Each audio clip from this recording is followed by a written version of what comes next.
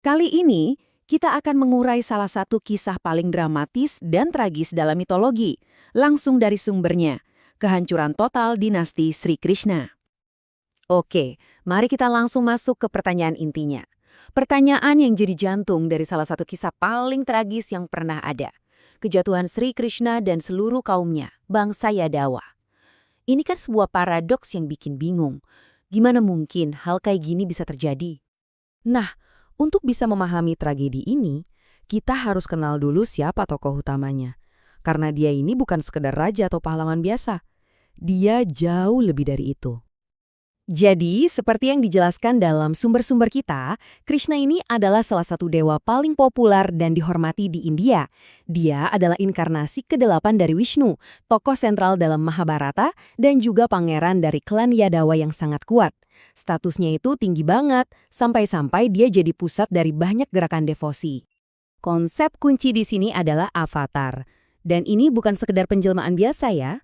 Menurut Bhagavad Gita, seorang avatar itu turun ke bumi dengan sebuah misi ilahi untuk memulihkan Dharma. Dharma itu sendiri konsep yang penting banget. Ini tentang kebenaran, kewajiban moral, dan keteraturan alam semesta. Nah, ketika semua itu goyah, avatar seperti Krishna datang untuk membereskannya. Tapi anehnya, terlepas dari semua kekuatan ilahi ini, era Krishna itu nggak berakhir dengan kejayaan. Malah sebaliknya, berakhir dengan malapetaka besar yang dipicu oleh sebuah lelucon bodoh. Sebuah tindakan kecil yang konsekuensinya nggak terbayangkan. Latar waktu cerita kita ini adalah beberapa dekade setelah Perang Besar Mahabharata, di penghujung zaman Dwapara Yuga. Sebuah era yang sebenarnya udah dibayang-bayangi oleh kutukan dari Gandhari yang meramalkan kehancuran total bangsa Yadawa. Jadi bibit-bibit kehancuran itu sebenarnya udah ditanam jauh-jauh hari. Rangkaian peristiwanya dimulai dari sini. Ada para resi, orang-orang bijak yang sangat dihormati, datang berkunjung. Bukannya disambut dengan baik, mereka malah jadi bahan lelucon yang kurang ajar oleh para pemuda Yadawa. Mereka mendandani Samba, putranya Krishna, seolah-olah dia wanita hamil, dan dengan sombongnya menantang kebijaksanaan para resi. Para resi jelas murka karena diremehkan seperti itu. Mereka langsung melepaskan sebuah kutukan yang mengerikan. Objek lelucon mereka, Samba, katanya nggak akan melahirkan bayi, tapi sebuah gada besi yang bakal jadi alat pemusnah bagi seluruh ras mereka. Sebuah ramalan yang bikin merinding. Oke, sekarang mari kita lihat gimana kutukan ini secara tragis menjadi kenyataan. Gimana sebuah dinasti yang begitu kuat akhirnya hancur dari dalam oleh tangan mereka sendiri. Nah, sumber kita menjelaskan bahwa Krishna sebenarnya tahu takdir ini akan datang. Dia juga ingat kutukan Gandhari. Jadi dia memilih untuk nggak ikut campur. Tapi kekacauan itu nggak bisa dihindari. Dalam sebuah perkelahian massal yang dipicu oleh minuman keras, mau nggak mau dia terseret ke dalamnya, bahkan sampai ikut menggunakan gada untuk melawan kaumnya sendiri. Setelah pertumpahan darah itu selesai, Krishna memanggil pahlawan Arjuna. Dan begitu Arjuna tiba, pemandangan yang dia lihat itu sungguh mengerikan. 1,5 juta mayat bangsa Yadawa tergeletak di mana-mana, hasil dari perang saudara. Coba bayangkan, skala kehancurannya itu luar biasa besar. Dari seluruh klan laki-laki Yadawa, yang selamat dari pembantaian itu cuma 3 orang.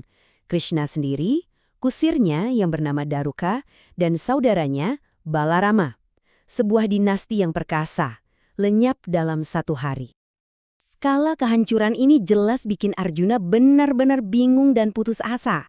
Makanya, dia pergi mencari kebijaksanaan dari seorang resi agung, bagawan biasa, untuk mencoba memahami apa yang sebenarnya baru saja terjadi. Dan disinilah kita kembali ke pertanyaan awal kita, yang ternyata juga ditanyakan oleh Arjuna sendiri.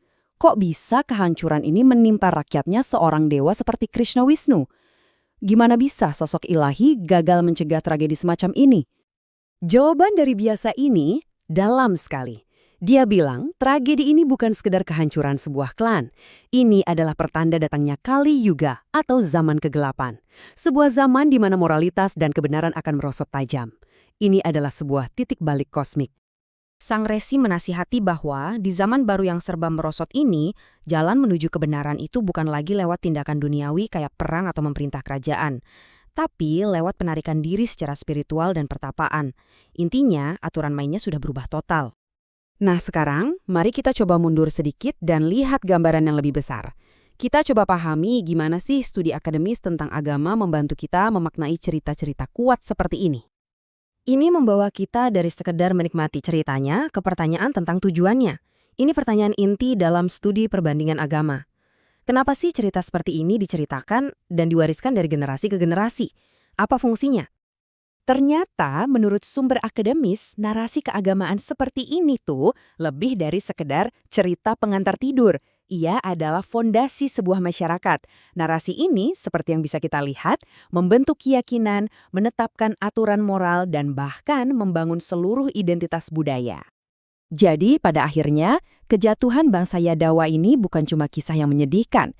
Ini adalah sebuah wahana pengajaran yang sangat mendalam tentang takdir, tentang kewajiban atau dharma, dan tentang sifat waktu yang terus berputar dalam pandangan dunia Hindu. Dan ini yang menjadi pemikiran terakhir untuk kita semua. Kalau mitos adalah cara sebuah peradaban bercermin dan memahami dirinya sendiri, lalu apa yang bisa diceritakan oleh kisah kehancuran yang dipimpin oleh dewa ini kepada kita? Tentang kondisi manusia, tentang kesombongan, takdir, dan betapa rapuhnya sebuah peradaban.